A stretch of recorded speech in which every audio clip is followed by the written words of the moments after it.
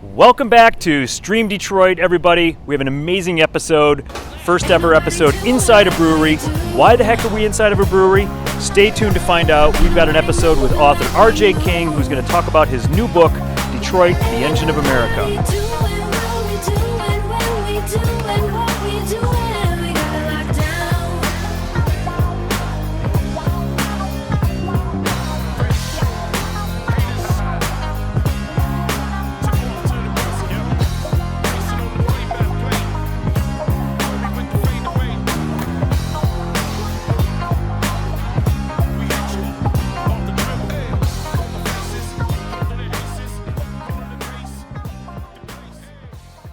Welcome to Stream Detroit. It's episode 1701. I think it's 1701. I think so. Happens to be the year that the city of Detroit was founded. Take it away, Brad. Well, we've got a very exciting episode. Thank you, Mike. We have with us today R.J. King, who is author of a new book called Detroit, the Engine of America. And you might be asking, what on earth are we doing here in front of these bourbon barrels? And what does beer have to do with R.J.'s book? We're either climbing on them or log rolling or whatever we're doing. So you might wonder what we're doing here. So there's a tie-in, right? There's a lot of history with beer making here in the city of Detroit, and that's essentially what RJ's book is about. How the city of Detroit became, how has this history of being innovators, and the continuation of beer making here in Detroit. So we're here at Atwater Brewery on Joseph Campo in downtown Detroit. RJ, thank you for being here with us. Thank you, Brad. Yeah. Thank you, Brad. Welcome Michael. to the show. Thank you, Michael. Mm-hmm. So tell us a little bit about your book and what inspired you for your book. Well, there was a gap in Detroit's history. I think a lot of people are familiar with Detroit and being the birthplace of the automotive industry, but how did the city get there? And through my research, the city was founded in 1701, and the book takes you from that point when a French fort was built on the riverfront and up to 1900, right at the precipice of the auto industry, and very much a city building book. So, how the streets were laid out, what buildings were important, the trades that fueled the economy, and essentially fishing, farming, and hunting were the first three industries that sustained the population. Mm-hmm. And literally on day 2, a tavern opened. Of course it did. That makes sense. Because you got to think there's no TV, there's no radio, there's no books, there's really nothing but horse racing and other pastimes that people could use their recreational time for. And very difficult to get people at a place in the wilderness like this if there's nothing to drink. Right. So the tavern became very important in drawing settlers and explorers and furs and hunters. And that French tavern, by the 1830s, there were so many beer halls and those places that I think there was one for every 13 people. Wow. And the city council tried to alleviate that not to much success, and the brewers, usually with citizen support, could get the council to back down from those things. Support or rebellion, right, as the case may be. But that's really interesting because a lot of the breweries that started up, and I read a little bit of your book, they're and I'm sure it's not unique to Detroit, but there was a tavern, there were breweries to support the taverns in the neighborhoods, right? That was kind of essentially what kind of built that history of beer making here in the city of Detroit.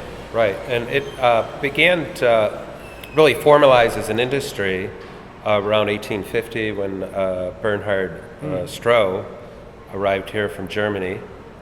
He literally took a trip to Brazil, and then he came up to New York and found his way to the Erie Canal and got to Lake Ontario, and then you take a boat the rest of the way through Lake Erie and into Detroit. It was the oldest city in the Midwest, and Detroit's older than the country, so it was really the most established place that you could come and get supplies, either to keep going out west or to stay here and make a name for yourself. And Stroh started brewing beer from his home, and literally had a little wagon, and his sons were employed.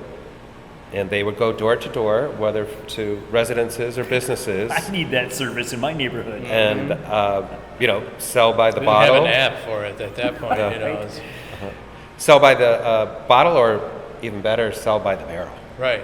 You know, right there, put it in your basement, whatever it might be. And quite a number of brewers came after that. E&B Brewery, Pfeiffer Brewery, Joe Bell. The fine quite a French number. beer, right? Mm, so bad. So and they all did very, very well, and pasteurization helped them out in the 1880s. And then refrigerated rail cars allowed companies like Stroh to, expand throughout the Midwest. And, the rest is history. And it was, a key industry.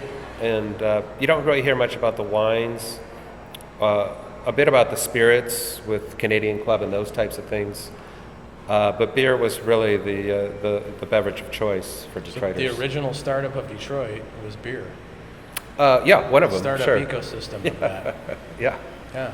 Yeah, you got to go before the cars.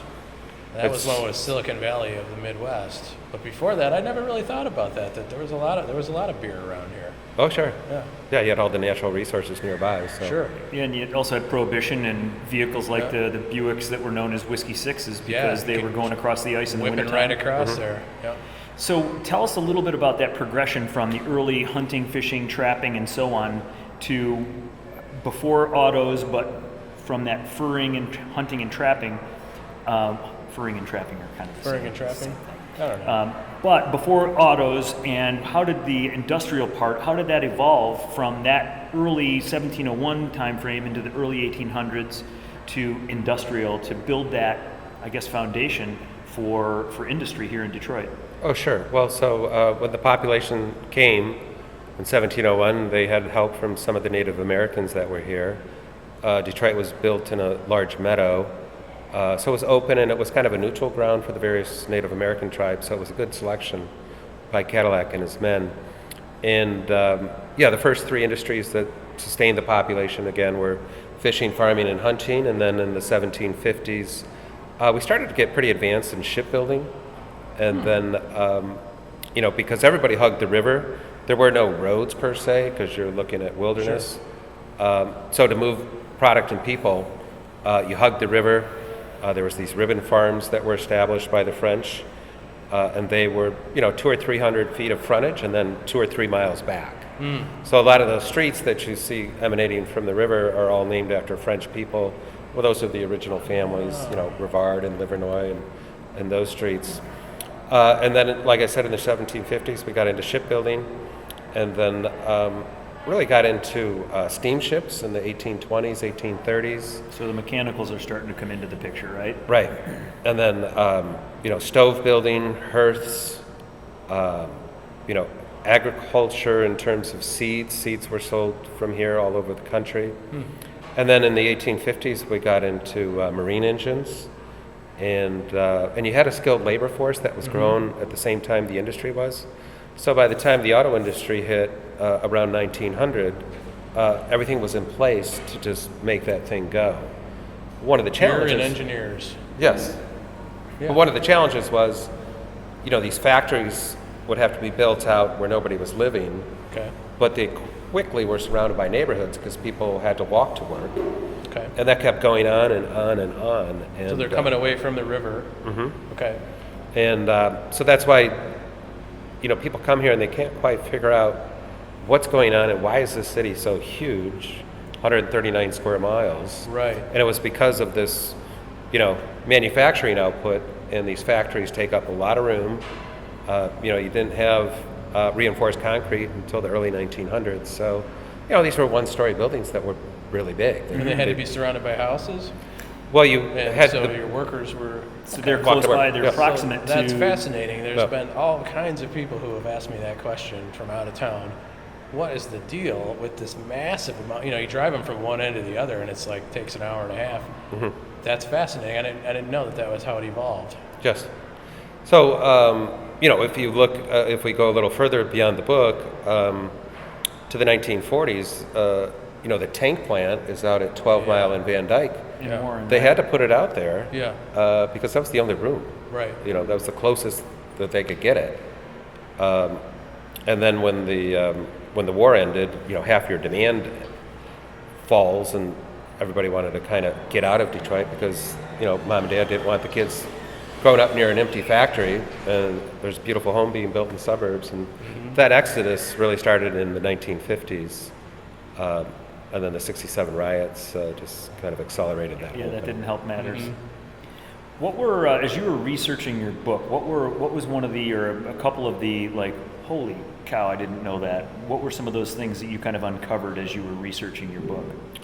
I think one of my favorite stories is Ulysses S. Grant is the only president. He wasn't president at the time, but he's the only president that had ever lived in Detroit. So he came here I didn't know that. from 1849 to 1851 and was stationed at Fort Wayne. Okay. And he and his wife and their little girl were very, very popular. He was kind of head of the fort, if you will. And he was not drinking. He was warned about that early on here by a minister. And, they were the toast of the town and went to all the big parties. And he was very active in horse racing. He was about the fastest horse. He had about the fastest horse in the city. And then he was recommissioned out to Maine. And then from there, he went to Portland. And imagine what it would be like to get all the way across the country in those days. Because Portland, Oregon, or Portland, Maine? Portland, Oregon. Either way. Either way, it's a long hike. Yeah. So then he started drinking, and he was caught, drinking on the job. Sheer boredom must have drove part of that. Who drinks on the job? I don't know. And so they gave him either a choice of being court-martialed or resign his commission. He resigned his commission, and then the Civil War broke out. In 1861, he convinced the governor of Illinois to give him charge of a brigade, and Grant just fought. He was a fighter. He took care of his men. He was a very good strategist. And some of the other generals that Lincoln had were biding their time, hoping to unseat him in the 1864 presidential election. But Grant was just able to advance and win these battles. And Lincoln kept promoting him, and he eventually became head of the U.S. Army. Won the Civil War in 1865. He came back to Detroit for 5 days, just sort of a hero's welcome. And then he went on traveling the country and became president of the United States. Anytime, even if he was in a bad mood, if someone came up to him and mentioned that they were from Detroit, his mood would change, and he would love to get caught up on what was going on in this city. Yeah, good for him. Yeah, and so we had visits. It's like that everywhere still.